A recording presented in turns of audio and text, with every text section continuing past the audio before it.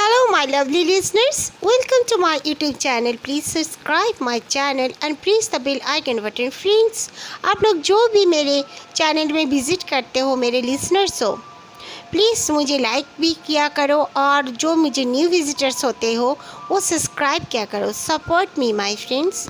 और फिर अगर ज़्यादा अच्छी हो मेरी स्टोरी तो अपनी फैमिली एंड फ्रेंड्स के साथ शेयर भी किया करो. मेरे जितने भी लिसनर्स हैं जहाँ भी हो वो खुशबाश रहे और उनको गॉड बहुत बहुत तरक्की दे. आज की जो स्टोरी सेंडर है इनका नाम है अमृत. मेरा नाम अमृत है. मैं अपने मामा के घर की एक स्टोरी आप लोगों के साथ शेयर करना चाहता हूँ. एक बार की बात है, ठंड का मौसम था और फिर मैं अपने मामू के घर में चला गया. तब मैं ज़्यादा बड़ा भी नहीं था, अपना स्कूल पास आउट कर चुका था. बाकी मैं अपना कॉलेज में पढ़ रहा था. मेरे जो मॉम डैड थे वो लोग एक्चुअली में मेरे बुआ थे जो उनके घर पर गए.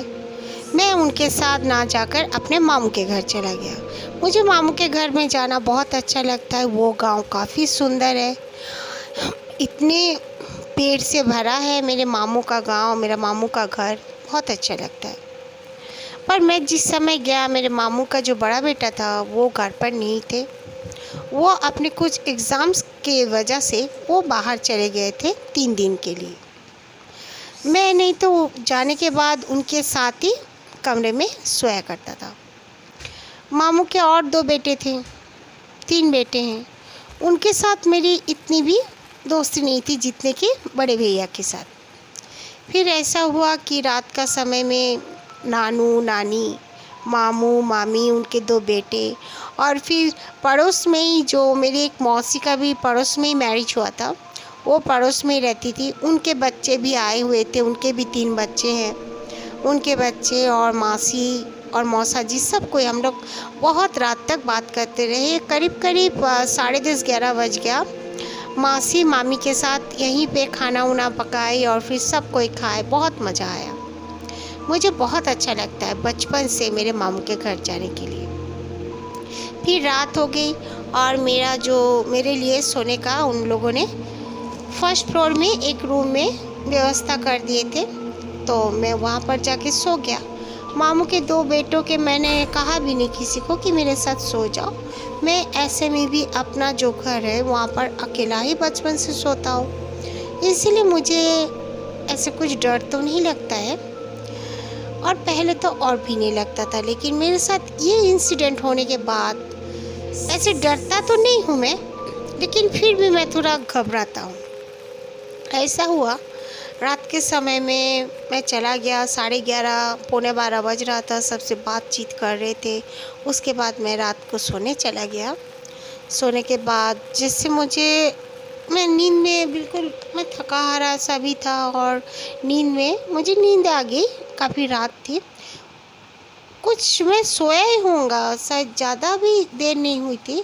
अचानक से मुझे जैसा लगा नींद में ही जैसे मेरा नाम किसी ने बुलाया है. तो मैं सोचा कौन बुलाया, लेकिन अचानक से मेरी नींद टूट भी गई नाम बुलाने की वजह से. मैं दरवाजे के तरफ जब देखने लगा, दरवाज़ा मैं तो लॉक किया था अंदर से. फिर अचानक से एक बिल्ली की आवाज़ आने लगी. बिल्ली जैसे बाहर बोल रहा है. मैं सोचा कि शायद बिल्ली होगी. इधर उधर खुला है माहौल, घर जो है कोई प्रॉब्लम नहीं है. मैं फिर से दरवाजे को और पीट करके मैं अपना लेट गया. तो फिर से दरवाज़ा जो था कोई नॉक करने लगा, ज़ोर ज़ोर से नॉक करने लगा. मैं सोचा कौन है, ज़रूर मामा के 2 बेटे होंगे या तो मामू कोई होंगे. मैं जाकर दरवाजे को खोला तो कोई नहीं था. इधर उधर देखा, जो उनका लॉबी होता है, जो लंबा सा बेसमेंट था, जाने के लिए भी जो सीढ़ी उतरने के लिए भी मेरा कमरा जो था वो 3rd नंबर में था और मेरे आगे 2 कमरे थे. तो यहाँ से जाकर अगर सीढ़ी में उतरेंगे तो मैं तुरंत दरवाज़ा खोला था. मैं देख लेता कि कौन है, बट कोई नहीं था। फिर आकर मैं सो गया। फिर मैं सोचा कि मामा के जो दोनों बेटे मुझे परेशान तो नहीं कर रहे हैं। फिर नहीं, ऐसा कुछ नहीं था। और मेरे बगल वाले रूम में भी ऐसे में मामू और मामी दोनों सो रहे थे। फिर मैं सो गया। अचानक से लग रहा है जैसे मेरे कान में कोई बिल्कुल धीरे धीरे जो फिसफिसाने की आवाज़ होती है, उस तरह वॉइस में मेरे कान में कोई बोल रहा है। फिर मैं इधर उधर देखा, कोई नहीं था, कुछ नहीं था। रोशनदान से बाहर की कुछ कुछ लाइट्स मेरे रूम में आ रहे थे, बाकी मेरा कमरा अंधेरा था। फिर मैं इतना नहीं सोचा, फिर भी डर लगने लगा था थोड़ा बहुत। फिर मेरा चादर किसी ने जब खींचा कंबल को, उस समय मैं बहुत ज़ोर से चीखा और उठ के बैठ गया। मैंने देखा मेरा जो डोर था, मैंने अंदर से लॉक करने के बावजूद वो दरवाज़ा खुला था, पूरी तरह खुला था। और ठंड का मौसम था, गांव में ठंड भी पड़ी हुई थी काफ़ी, इसीलिए मैंने बंद करके सोया था। दरवाज़ा खुला था देखकर मैं तो डर गया था, और मैं दौड़ के जब मैं दरवाजे के करीब जाने लगा, दरवाज़ा अपने आप ज़ोर से धड़ाम से बंद हो गया। ये आवाज़ सुने थे, मामू को भी आवाज़ सुनाई पड़ा। मामू जल्दी से उस रूम से जब मेरे पास आए तो मामू बोलने लगे, इतना ज़ोर से तूने दरवाज़ा बंद किया बेटा? मैं घबरा गया। मैंने कहा मैंने नहीं बंद किया, अपने आप बंद हुआ, जबकि कोई हवा नहीं था, कुछ नहीं था। मामू भी घबरा गए, कैसे कैसे हो सकता है। फिर मामू ने मुझे कहा कि चलो चलो तुम हमारे साथ सो जाओ। मैं मामू के कमरे में जाकर सो गया। मुझे नहीं पता चला कि मेरे साथ उस रात इस तरह के बात क्यों हुए। मामू ने कहा कि वो जो कमरा था, उस कमरे में मामू लोग को कभी यूज़ भी नहीं करते हैं।